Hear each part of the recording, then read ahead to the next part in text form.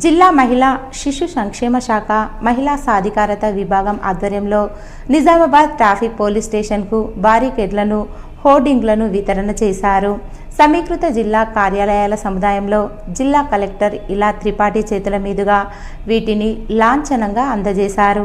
బేటీ బచావ్ బేటీ పడావ్ కార్యక్రమంలో భాగంగా బాలికల లింగ నిష్పత్తిని పెంచేందుకు ప్రజల్లో అవగాహన పెంపొందించేలా బారికేడ్లు, హోర్డింగ్లు అందజేయడం అభినందనీయమని ఈ సందర్భంగా కలెక్టర్ మహిళా సాధికారత విభాగం వారిని ప్రశంసించారు.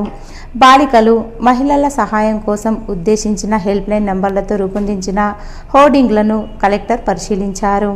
వీటిని నగరంలోని ప్రధాన కూడళ్లు, రద్దీ ప్రదేశాలలో ఏర్పాటు చేసేలా చూడాలన్నారు.